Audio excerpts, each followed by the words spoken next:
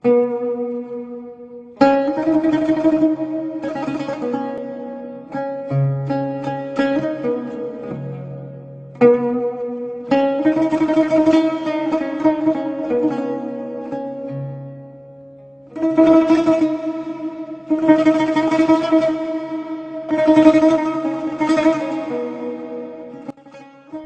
في مثل هذا الوقت عندما قام بعض المتطرفين بإحراق الوقف السني، قمت أنا وصديقي وسام العبيدي بعملية وأد لهاي الفتنة من خلال لبس لافتة ووقف في نفس هذا المكان انه مكتوب بها انه انا سني احبك اخوي الشيعي. شفنا ردود الافعال من قبل الزائرين، كانت رده فعل طيبه جدا. عهدنا على نفسنا انه نكرر هذا العمل في كل سنه لكن بفكره جديده.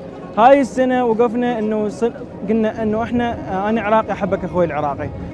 غالبا ما يستغل الشباب المناسبات الدينيه والوطنيه ليقوموا بمبادراتهم التي تلم الشمل وتعمق الوحده بين ابناء البلد الواحد، بالإضافة إلى جمعهم التبرعات لمساعدة العوائل المتعففة التي هي رغم قلتها إلا إنها تعني الكثير لهذه العوائل. إذا كلنا اجتمعنا وقدرنا نصير يد واحدة راح نقدر نمشي هذا البيت، وهذا البيت هسه محتاجنا أكثر وقت، لازم نكون موجودين. قيادة عمليات بغداد باركت هذه المبادرة ووعدت بتسهيل الإجراءات اللازمة لنجاحها، كما أنها شاركت بمبلغ معين ووجهت منتسبيها برفع لافتات دعما لهؤلاء الشباب. يعني بالتأكيد هاي المبادرات الإنسانية اللي تهدف إلى شمل الناس ومساعدة العراقيين في كل مكان ومختلف أطيافهم، بالتأكيد هذا راح تساعد في بناء النسيج الوطني، تساعد في لم شمل المواطنين. نبارك لهاي الشباب هذه المبادرة اللطيفة، واحنا حقيقة يعني مستعدين للمشاركة بهذه المبادرة من خلالنا ومن خلال منتسبينا من الضباط والجنود، لا سيما أنها تهدف إلى مساعدة.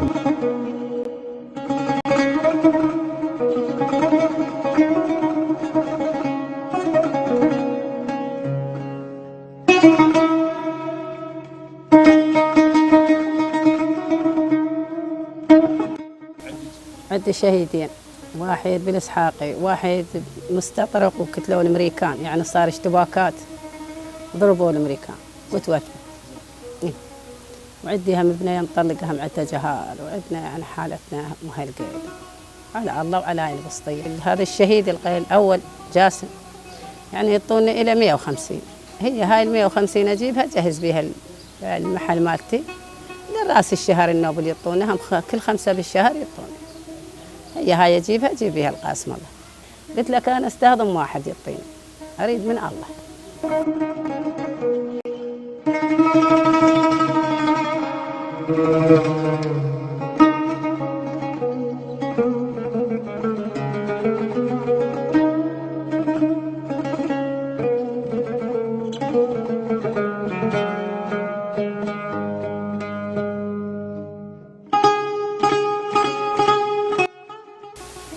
عندنا رسالة مهمة جدا، ردنا أن احنا كشباب أن نوجه رسالة مهمة جدا، إنه هي تحديث للشعائر الدينية وعزاء الأئمة عليهم السلام.